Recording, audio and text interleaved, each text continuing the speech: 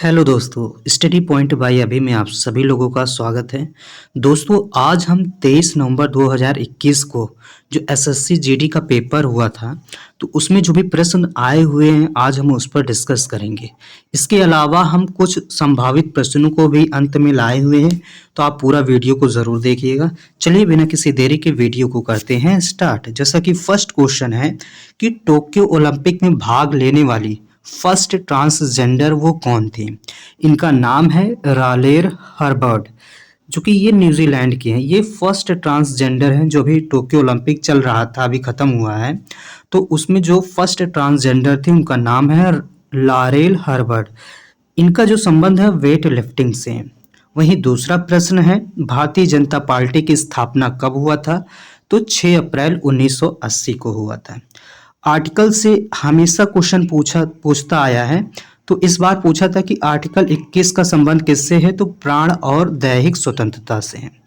वही बात कर लेते हैं कि इक्विटास स्मॉल फाइनेंस बैंक, ठीक है, ये एक बैंक है। इसका ब्रांड एम्बेसडर किसको बनाया गया? तो स्मृति मंदाना, जो कि एक क्रिकेटर की महिला क्रिकेट से संबंधित है, ठीक है। वहीं एक हिंदी का क्वेश्चन पूछा था कि शुद्धवर्तनी के लिए, तो ये पूजनी, ये गलत इस तरह लिखा जाता है, ठीक है।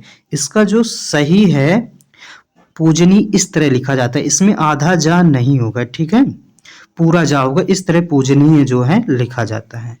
वहीं अगर जो बात करते हैं कि गांधी जी गोपाल कृष्ण गोखले के कहने पर ही जो है पूरे हिंदुस्तान का जो है भ्रमण किए थे।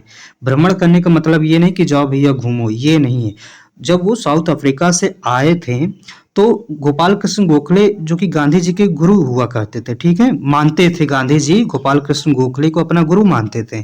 तो इन्होंने कहा कि भैया अभी आप आए हो, अभी आप पूरे हिंदुस्तान को समझो, अभी आप शांत बैठो रहो। अभी पूरे हिंदुस्तान को समझने के लिए इन्होंने कहा था कि आप जाइए, पूरे पहले हिंदुस्तान का भ्रमण कीजिए, वहाँ की जनता के बीच रहिए और उसको समझिए जनता को। तो उसी लिए उन्होंने कहा था कि जाइए पूरे हिंदुस्तान को भ्रमण कीजिए। आई होप समझ में आ रहा होगा।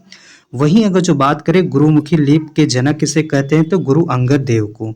स्टैचू ऑफ पीस की बात करें, इंपॉर्टेंट रहेगा। इससे पहले स्टैचू ऑफ यूनिटी जो है बहुत फेमस था। अब statue of peace, statue of peace का जो है वो राजस्थान में है। वहीं अगर जो स्टैचू ऑफ यूनिटी की बात करें तो स्टैचू ऑफ यूनिटी आपका गुजरात साधु बेट, ठीक है, सरदार वल्लभ भाई पटेल का विशाल प्रतिमा था और उससे संबंधित है, ठीक है। उसके बाद से बात कर लें कि आईपीएल के एक मैच में 2 मिडल ओवर फेंकने वाले खिलाड़ी कौन थे? तो मोहम्मद सिराज थे।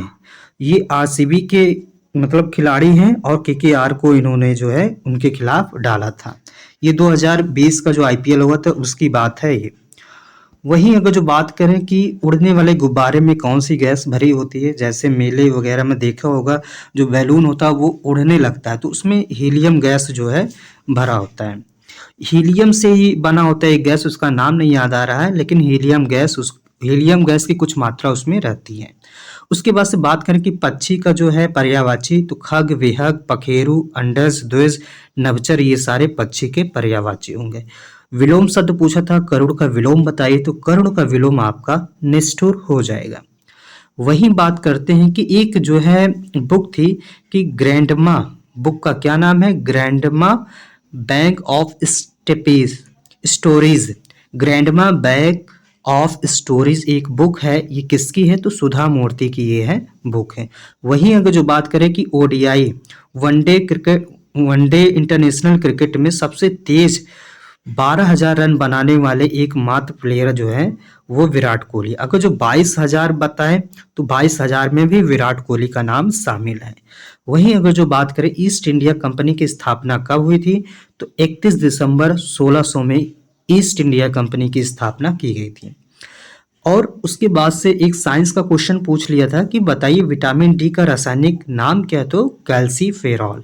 हिंद महासागर, ये बता देना चाहते हो कि हिंद महासागर जो है विश्व का तीसरा सबसे बड़ा महासागर है। पहले नंबर पे प्रशांत महासागर, दूसरे पे अंटार्कटिका और तीसरे पर जो है हिंद महासागर आ जाएगा।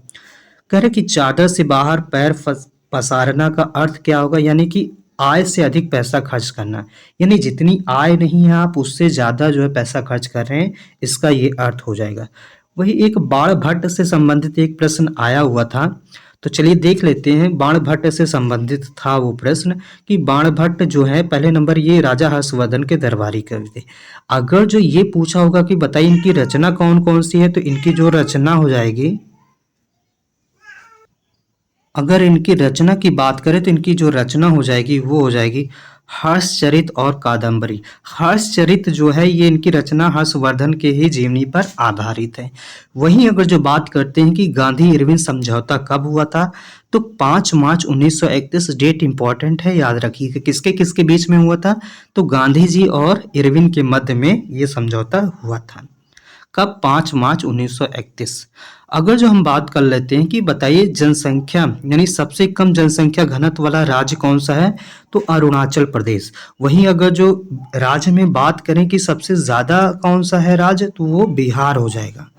अगर जो ये पूछ लेता है कि बताइए कि भारत में सबसे अधिक जनसंख्या घनत्व कहाँ है, तब आपका जो उसका आंसर हो जाएगा वो दिल्ली।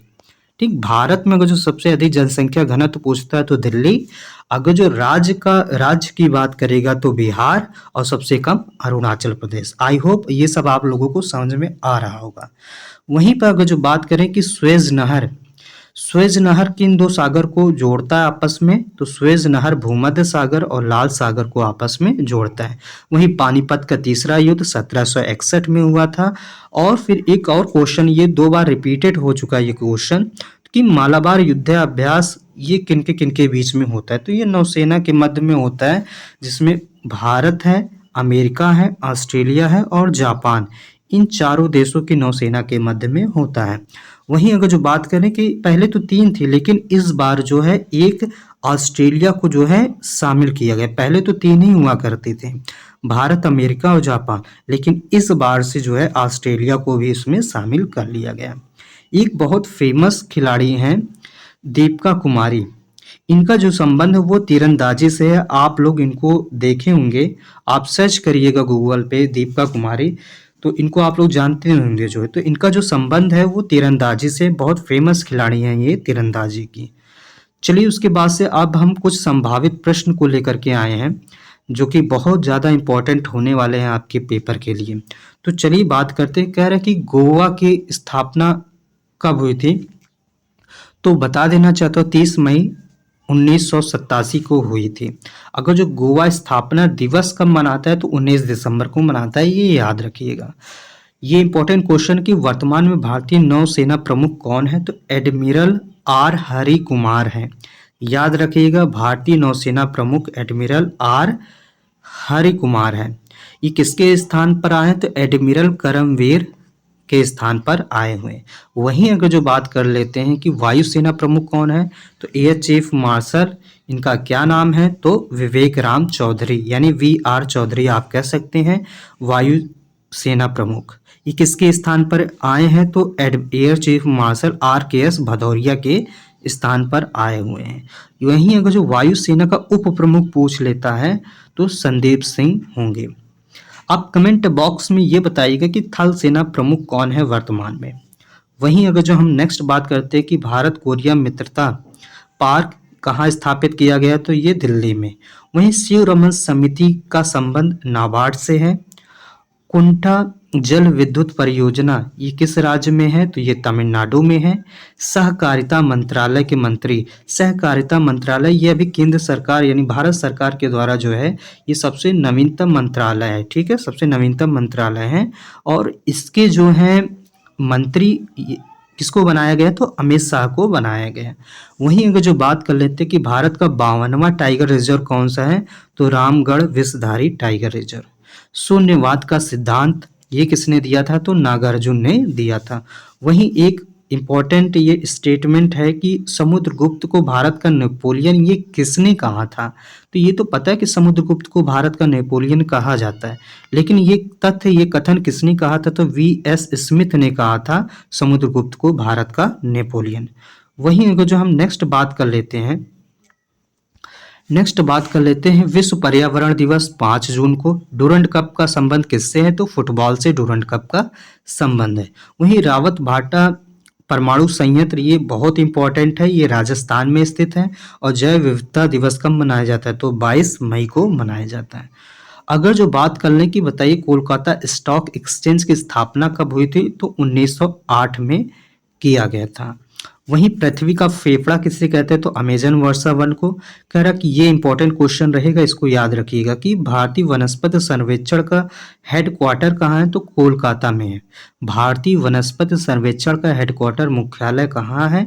तो कोलकाता में। इसकी स्थापना कब की गई थी? तो 13 फरवरी 1890 में किया गया था।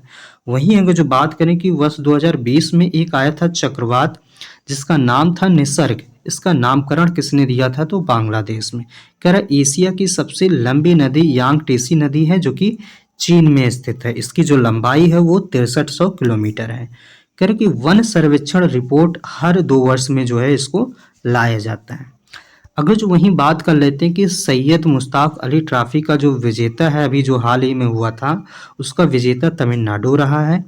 अंतर्राष्ट्रीय महिला दिवस कब मनाया जाता है? तो 8 मार्च को मनाया जाता है।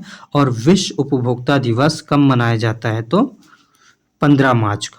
अगर जो वहीं बात कर ले कि बताइए राष्ट्रीय उपभोक्ता दिवस कब मनाया जाता है, तो आप इसका जवाब कमेंट बॉक्स में ज़रूर लिखकर भेजिएगा। चलिए दोस्तों, आज के लिए इतना ही। मिलते हैं नेक्स्ट वीडियो में, तब तक के लिए जय हिंद, जय भारत।